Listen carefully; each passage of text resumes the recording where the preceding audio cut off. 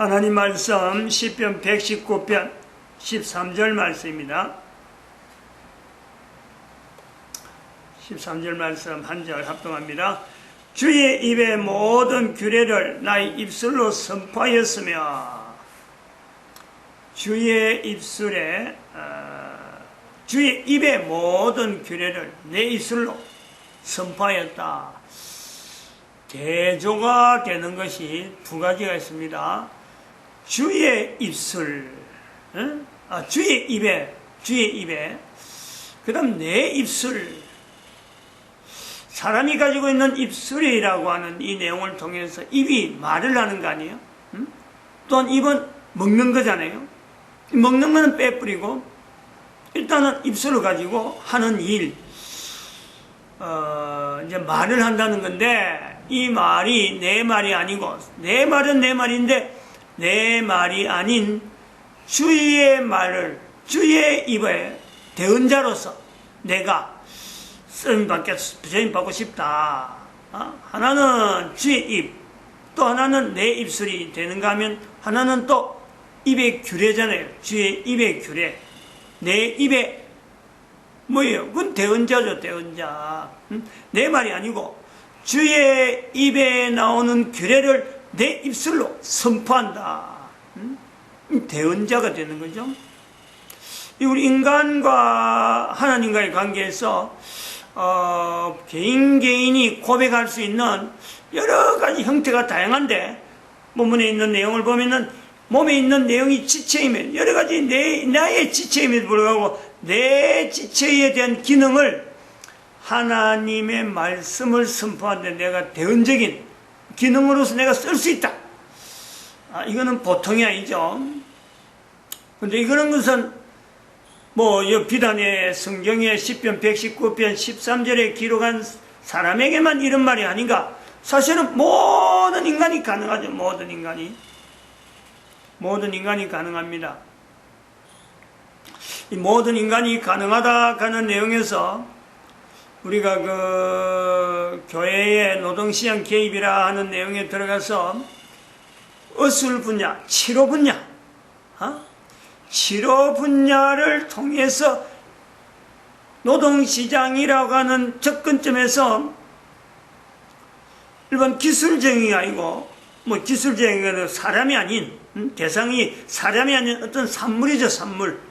생산물이나 여러 가지 어떤 그런 서비스업이나 이런 데서 막 관계되는 것에서 노동시장 개입이라고만 생각했는데, 이 교회 노동시장 개입에서 의료 분야도 익혔다. 사람을 상대한다는 거죠. 사람을 상대한다 할 적에 우리가 할 수 있는 내용, 약을 넣지 않고, 약을 가지고 하는 것도 아니고, 그리고 의술을 가지고 수술한다든지, 침을 준다든지, 그런 것도 아닌, 그러면요, 두 가지밖에 없어요.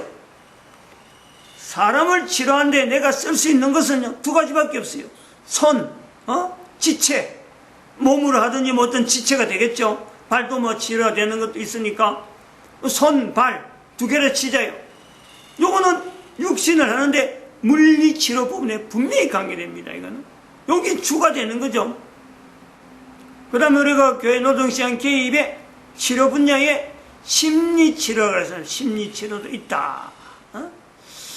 심리치료를 할 때 거기는요, 우리가 내가 치료자라 그럴 적에 쓸 수 있는 도구는 입밖에 없어요. 입술밖에 없단 말이에요.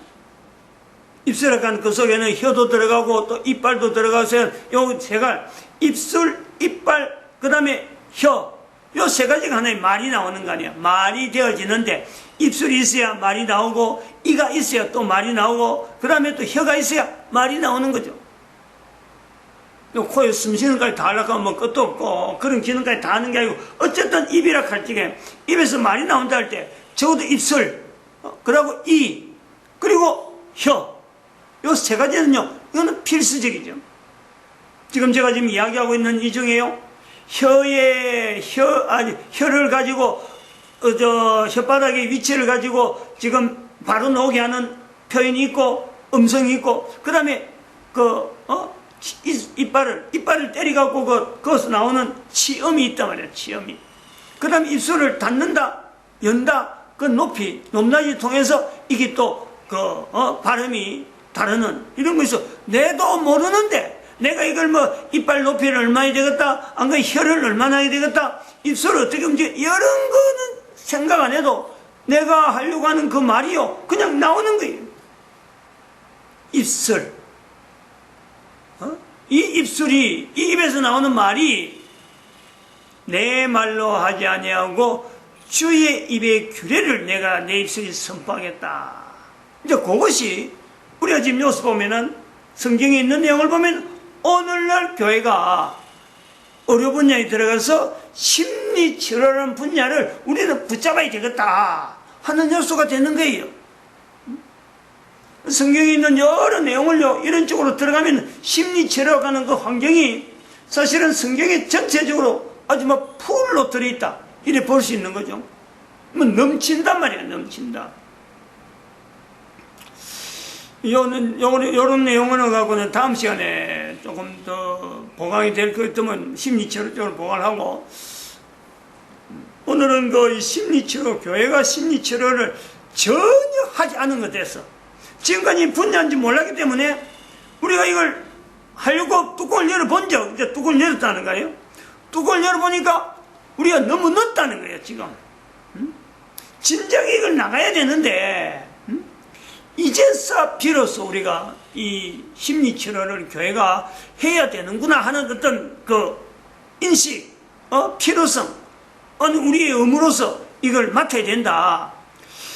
이런 어떤 사례적인 내용을, 사례란 말이에요, 사례. 이런 사례 분야죠. 그것을 지금 우리나라에 일어나고 있는 국회의원, 전 국회의원이에요. 전 국회의원. 고인이죠. 어저께 자살로서 마감했는데, 정두원입니다. 정두원. 서울 서대문구 을인가, 서울 서대문구 을에서 3선을 연달아 했어요.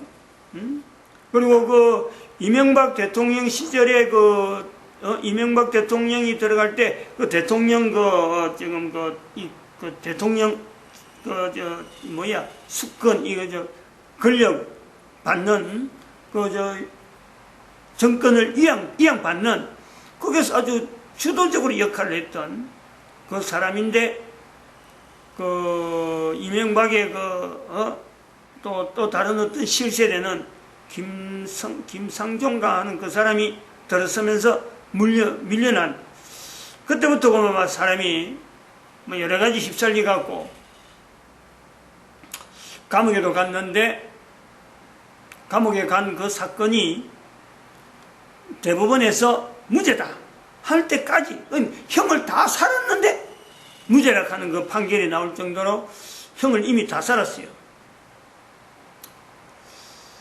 그러는데 이제 어저께 2019년 7월 16일, 오늘이 17일 제헌절인데 바로 하루 전에 자살했다. 산책 나가서 뭐 집에다 유서 써놨고 산책 나가가지고 뭐 자살한 거로, 사인은 분명하게 밝히지 설명을 안 하고 있어. 그냥 죽었다 하는, 이것이 경찰도 확인 다 하고 자살로 이제는 끝나는 거로 했는데, 제가 이것을 교회 노동시장의 치료 분야에, 특별히 심리치료에 이 내용을 소재로 엮는 이유는, 오늘 아침에 뉴스가 나온데 보니까, 오늘 아침에 이제 점심시간인데 뉴스 나오는데, 빈소에 장립집사로 되어 있다. 장립집사. 십자가라는 표시가 탁 되어 있고, 장립집사 정두원, 그래갖고 빈소에 이렇게 체리 짓는 거예요. 근데 거기에 제가, 목사가, 특별히 지금 심리치료라는 분야를 수요일날 지금 준비하는 제가, 그걸 그냥 없는 듯이 넘어갈 수는 없는 거 아니에요. 응? 그냥 집사도 아니고 장립집사라고 하면, 그리고 대통령 이명박 대통령의 최측근이라 할 정도로 그 위치가 당당하던 그게 출석하는 성도였다. 집사라 해도 그게 보통이 아닌데 장립 집사란 말이죠. 그러면 그 교회에 대해서 이 비난, 교회에 대해서 비난, 그 교회에서 가지고 있는 위치, 또 그 식구들이 가지고 있는 그 부담들, 단순하게 아유 뭐 옛날에 노무현 대통령도 대통령인데 불구하고 죽었으니까, 자살했으니까 같은 레벨로 그 자살이나 이 자살이나 같은 거로 취급해야 되느냐, 이런 게 있어요. 교회의 이름으로 지금 나오는 거죠. 물론 뭐 교회 다니는 성도가 자살한 예가 뭐 한두 가지겠습니까만은 그 위치가 그렇다니까. 장립집사라 하는 그 자체가, 그 신앙의 고백이 그냥 없으면 어느 교인들 아무리 그래도 뭐 사회적으로 유명하다 그래도요, 장립집사나 뭐 장로라고 하는 이 내용은 다르단 말이죠. 예식이 달라요. 식이 어느 정도 별도로 식이 있단 말입니다. 그 과정을 거친 사람이 자살했다. 또 사회적으로는 대통령의 최측근으로서 각광을 받던 그 위치에 있던 사람, 적어도 지역구에서 서대문 을에서 삼선이면 15년입니다. 15년을 국회의원을 한 사람, 사회적인 저명도, 교회는 교회대로 장립집사, 그런 사람이 자살했는데, 자살로 죽었다는 것으로 뉴스에 나오는데, 아니 교회가 지금 심리치료를 통해서 나가는데 이 부분을 무시하고, 그런 게 있든지 없든지 우리는 뭐 여기서 진행하겠다, 뭐 이론을 펼치고, 이러면 된다, 이렇게 나가라 라고 하기는요, 너무 이율배반적인 거야. 우리 교회하고 관계 있어 그런 게, 우리 교회하고는 전혀 무관한데도 불구하고 이거는 교회 이름이 들어가거든.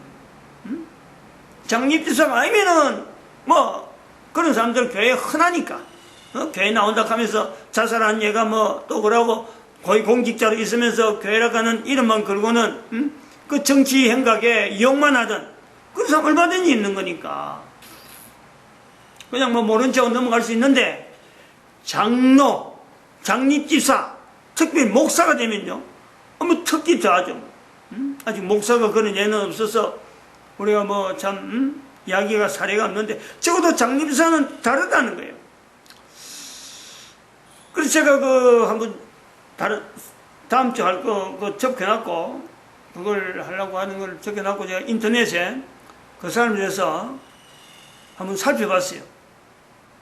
검색을 해가지고 도대체 어떤 사람인데 장립집사가 이렇게 자살까지 했을까 하고 살펴보니까 이력이 화려하더라고요.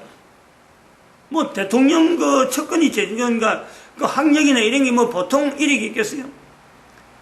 경기고등학교, 서울대, SK잖아, SK, KS래, KS. 경기고등학교, 서울대학교는 KS 마크라고 그러죠. 경기고등학교 졸업하고 서울대 들어갔다. 서울대 상대 들어갔다, 상대. 아까 이야기했지만 그 지역구를 서대문 을을 3선을 하고 내리 3선을 하고 뭐 대통령 측근이 되고 하니까 뭐 잘 나가도 그 정도 잘 나가는 사람이 없을 정도로 굉장히 주변 사람들에게요 인정받던 그런 사람이 한순간에 떨어져가지고 감옥소까지 갔는데, 이 감옥소 갔다 와서 나오면서 한 2년이 넘게 그 감옥소에 있다가 재판은 무죄로 나오는, 일단 무죄로 나오는데, 하는 말이 이게 보통 사람이 하는 말이 아니에요. 분명히 억울한데 죄 없이 들어갔다가 무죄로 나오는 거 아니에요. 형을 2년을 살았다는 감옥소에.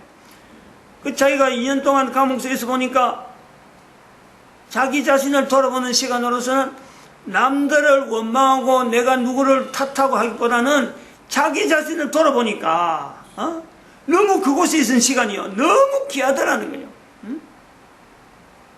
즉 이제 신앙적인 고백 아니면, 신앙 아니면 그런 고백이 안 나옵니다. 하나님의 섭리하심 속에서, 인도하심 속에서 자기가 감옥소에 들어온 내용에 대해서 하나님에게 감사했다는 거 아니에요. 원망하지 않았다는 것은 감옥서 가서 자기 신앙을 나름대로 지켰다. 하나님을 분명히 하나님 앞에 감사하는 내용을 하는 게, 사람 앞에 원망하지 않았다는 것은 감옥서 들어가서 무죄인 사람이 감옥서 들어가는데도 불구하고 내 같은 사람이 왜 여기 들어왔냐고 막 원망하지 아니하고 오히려 감사하게 나온다는 것은 그 안에 있는 동안에 하나님에 대한 고백을 분명히 했다는 거예요. 우리가 이걸 놓치면 안 되잖아요. 교회 다니는 사람으로서, 목사로서 이 내용은요, 그 사람이 자살로 마감하고 마감하지 않는 간에 이 내용은 하나님에 대한 신앙 고백이 있다는 거예요. 분명히 있다는 거예요. 근데 왜 자살했느냐? 그런 신앙 고백이 있음에도 불구하고 왜 자살했느냐? 이 내용은요, 저는 감히 그렇게 이야기를 드려요. 정두원 고인에 대해서는 이거는 신앙에 무관한, 신앙하고 연결되어지는 어떤 자살이 아니고 병으로 그랬다. 병으로. 주변 사람들이 우울증이 심하더라 하는 내용을 들었어요. 말을 하는 거로 의사진단도 나왔고, 본인도 회복하려고 애를 많이 쓰는, 우울증에서 애를 많이 쓰는 그 흔적을 주변 사람들이 많이 이야기했다. 그러면요, 이거는 자살로, 단순한 자살이 아니고 내가 의도적으로 내 생명을 끊겠다는 그런 자살이 아니고 병으로 죽은 자살이다. 병에 의한 자살이다. 요걸 인정하라는 거예요. 이거는요, 우리 일반 사람들이 누구든지 사람이라고 하는 인체에 한계점을 넘어버리면은 그거는 본인도 통제 못하는 분명한 영역이 있는 거예요. 내가 아무리 죽고 싶지 않다고, 내가 아무리 살고 싶다는 것이 인체 본능적이라 하더라도 연탄 가스를 만지라든지, 안 그러면 교통사고 나는 현장에 내가 현장에 있다든지, 안 그러면 뭐 산이 넘어지는 산사태 난다든지, 지진이 온다든지, 뭐 큰 해일이 온다. 그 바닷가에 있다 해일 오면은 내가 신앙이 있다고 해서 안 죽나? 다 죽게 말이에요. 다 죽는 거예요. 그런 케이스로 신앙에 무관한 우울증이란 병에 의해서 몸이 이걸 제어하기 힘들 상황에 깊어진 우울증으로 인해서 죽는 길을 택할 수밖에 없는 그 요소가 있다. 이건 신앙하고는 전혀, 신앙이 연결하면 안 돼. 신앙하고 연결해. 자기 의지로, 나는 요런, 감옥서에 있는 내용에서, 나는 요런 해서 이 상황을, 내가 감옥서에서 2년 정도 있지만, 무죄 상태로 2년 있지만 나는 그것에 대해서 전혀 어느 누구도 변명하지 않는다. 어느 누구도 원망하지 않는다. 이거는 신앙이에요. 내 목숨 내가 꺼내야 되겠다. 내가 들어오는 소문 들으니까 도무지 내가 이 소문 갖고 내 자존심 상해서 내가 더 남들 살아서 우사스러워서 내가 도무지 원통하고 분해서 더 이상 못 살겠어. 그러니까 죽으면요, 그건 신앙 부분이에요. 신앙이 없는 상태라는 거예요. 요 죽음하고 정두원의 그 죽음은요, 분명히 구분해야 돼요. 이 교회가 해야 될 일이에요. 근데 그 교회가, 그 가족이 당사자인데 아무리 이런 이야기를 해봐도요, 누가 그걸 알아듣겠어요? 그건 뭐 지 변명이라 그래야지. 그러니까 지금 우리가 지금 교회 노동시장 개입하는 입장에서 특별히 지금 교회 노동시장 개입의 의료 분야를 가지고 지금 이야기하고 있는 점에 하나의 사례로 들려있으니까, 이거는 교회가요, 일종의 이걸 뭐 무시해버리고, 아이고 우리 교회 아니니까 뭐 다음 사례가 내가 직접적으로 관계 안 되니까 내가 무시한다, 이런 게 아니고, 하나님이 주시는 교회 노동시장 개입을 해서 지금 의료 분야로 들어가는 지금 현재 이 걸음에, 이거는 하나님의 주시는 쓰임받는 분명한 도구다. 그 가족이 지아비를 잃어서 슬픔은 있겠지만은, 돌이켜보면은 교회가 노동시장 개입에 너무 늦게 개입한 거고, 또 의료 분야로 가는 이 내용을 이제 와서 시작한다는 이 내용을 할까 말까가 아니고, 이 정두원의 사건을 통해서 교회가 노동시장 개입된 개입도 늦지만은 의료 분야는 너무너무 늦다. 이 의료 분야에 특별히 우울증을 치료하는데 답이 없는 상태, 답이 없단 말이에요. 우울증을 치료하려고 얼마나 많은 의사를 만났겠어요. 성경에 38년 된 병자나 똑같죠. 우울증은 치료가 없어요. 주변의 사람들이 그렇게 이야기하잖아요. 뉴스 나온 내용을 보니까 의사가 권한 약을 꾸준히 먹고 있고 기껏 한다는 게 약 먹는 밖에 없어. 약 먹는 거. 약 먹어서 되는 게 아니에요. 이 우울증은. 이거는요 대단한 거예요. 우울증을 가지고 자기를 어쩌면 죽는다 하는 이거는요, 그 내적으로는 우울증을 통해서 나타낸 내용은요, 이거는 어마어마한 어떤 갈등을 사람이 힘으로는 감당하지 못하는 어마어마한 갈등이 그 속에서요 싸우고 있는 거예요. 어떤 싸움? 사탄의 음성이 있어요. 사탄의 음성이. 다른 사람을 어떻게든 해코지라고, 다른 사람을 어떻게든지 넘어뜨리고 자기가 어떤 그 고통에서 피해보려고 하는 그런 그 소리들이, 음성들이면 음성들, 환상이면 환상, 이것이 겹쳐갖고 사람들은 그냥 우울증하는 거지.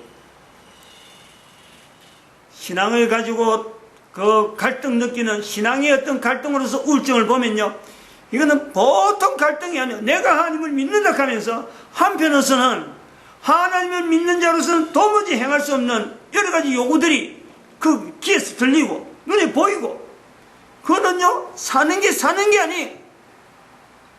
어마어마한 갈등들이 있는 거예요. 적어도 우리는요 이런 갈등이 있다 없다라는 것에 대해서 우리가 뭘 보고 우리가 짐작하냐, 2년이라고 하는 세월 동안에 무죄가 판정나는 그 상황 속에서 나오면서 원망하지 않는다는 거죠. 이게 보통 사람이 할 수 있는 내용은 아니잖아요. 신앙의 힘이라는 그 내용을 분명히 보여준 거예요.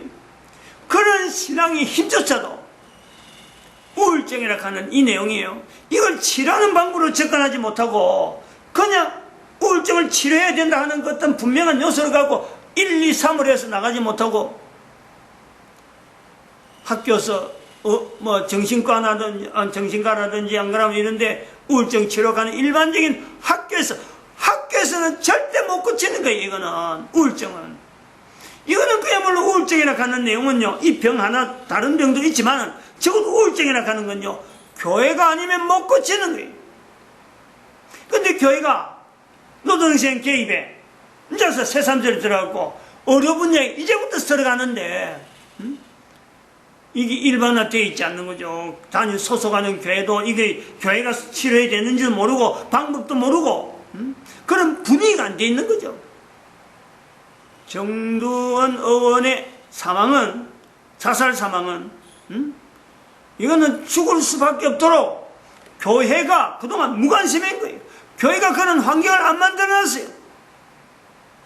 일단 이건 우리 온 교회가요 사건으로 봐야 돼요. 우리 교회가 하나님께서 지금 교회 노동시장 개입이라고 하는 이 내용도 그렇고 어느 분야에 교회가 직접적으로 개입하고 우울증 이거는 사회 누구한테도 맡기지 못하는 교회가 치료해야 되는 분명한 요소로서 눈을 떠야 돼요. 어떤 접근을 해야 돼요. 그저 교회 성도들 많이 오고 주일날 사람들 많이 오고 건물 크고 거기에 부목사 많고 교회가 조직이 행정적으로 탄탄하다고 했어요. 그 한 사람들이 정두원 씨 말고도 그 교회에 수많은 사람들이 우울증으로 고통당하고 있는 그걸요 교회가 외면하고 있다. 이걸 우리가 분명히 인식해야 돼요. 우울증에 대한 대처하는 내용을 제가 일단은 우울증이 약으로 치유한다 하는 그 자체예요. 이거는 100% 무효하는 거다. 무효. 안 되는 거예요. 우울증은 이거는 교회가 적극적으로 들어가야 될 그런 어떤 질병이다. 노이로제도 있지만은 노이로제라든지 우울증하고 뭐 비슷한 것 해도 개인의 그 스트레스라든지 사실은 이 굉장히 많은 분야가 있어요. 교회가. 그래서 교회가 요 하는 분야는 인체 면역 시스템은 물리치료가 간다 하면은 심리치료, 심리치료라고 하는 이 분야는요, 인격체 면역 시스템 또 있다니까, 우리 몸에. 하나님이 다 만들어 놓은 거예요. 이거는 우리 혼자 손 못 대는 거예요. 약으로 되는 게 아니란 말이야. 누가 손을 만져도 되는 게 아니고, 전체가 입으로 해야 돼, 입으로. 이에 대해서 입으로 하는데 어떻게 그럼 할 수 있느냐? 요령을 이야기하는 요령을 한 3가지 정도로. 우울증에 대한 대안에 대한 내용 3가지 크게 이야기하면은, 하나는 인식을 해야 돼요.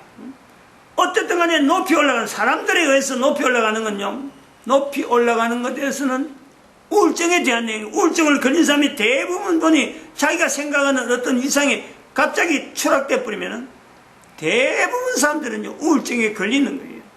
신앙이 있는 거 관계없어요. 신앙이 있고 없고, 신앙의 유무관계. 물론 신앙이 있는 사람은 올라갈 때에 벌써, 이거는 떨어질 때가 있으니까 떨어질 걸 준비하면서 올라가는데, 그냥 신앙 없이 올라가면 그냥 무조건 올라가다 보면, 그냥 툭 떨어지는 거예요. 첫 번째는 올라간 데는 반드시 나락이 있다. 왜냐하면 사람은요, 믿을 수가 없는 분명한 어떤 요소가 되니까 100% 떨어진다.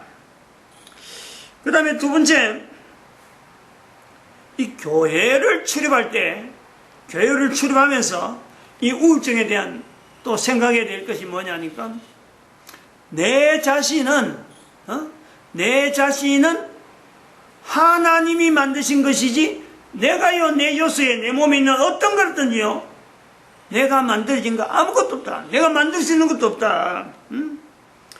자신을 믿지 말고, 사람을 믿지 말고, 만드신 하나님을 믿나, 이 자세로 교회를 들어가야 돼요. 교회에서도 반드시 이 내용을요, 항상 모든 성도에게 항상 접근시켜야 돼요. 자기 자신에 대해서, 다른 사람이 막 높이더라도, 이 높이는 것에서 어떤 거품, 이걸 빼내는데, 그건 뭐 어떻게 빼느냐? 하나님이 만드신 거다. 내에 대해서 사람들이 몰라서 이러지. 하나님은 나를 이렇게 사람들을 높이는 것으로서 끝나지 않는 또 다른 목적이 있을 거야. 이런 것은 냉철하게요, 우리가 접근해야 되고 이걸 정리해야 된다는 거죠.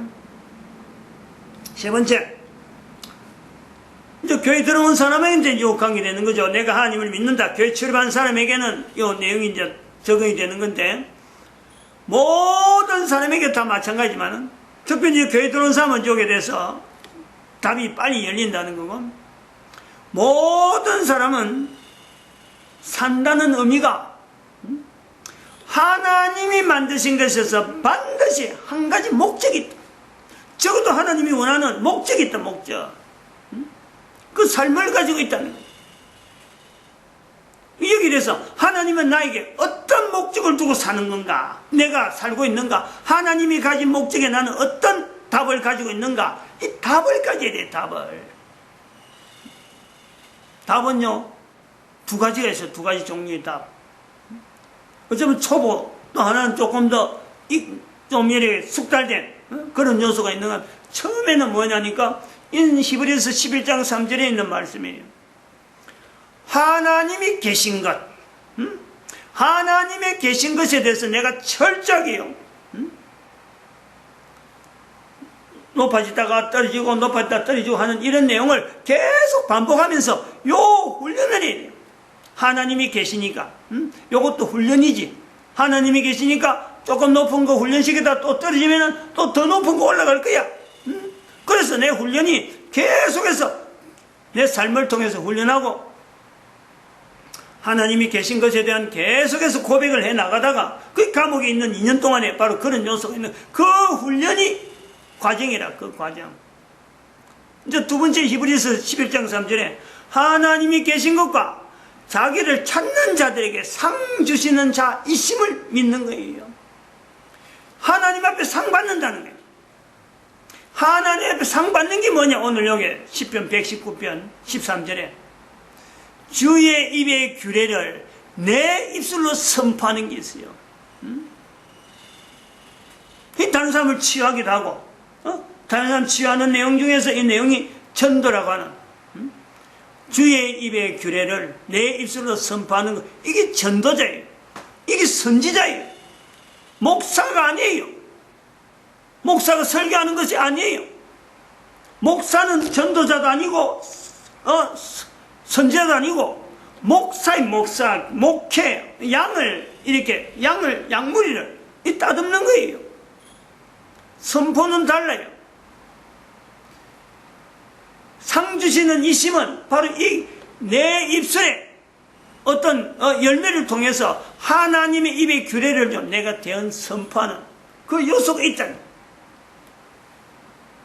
응용하면요, 우울증을 치료하는 속정 과정을 개인이 분명히 할 수 있다고 보고 있습니다. 물론 이거는요, 옆에서 도와야 돼요.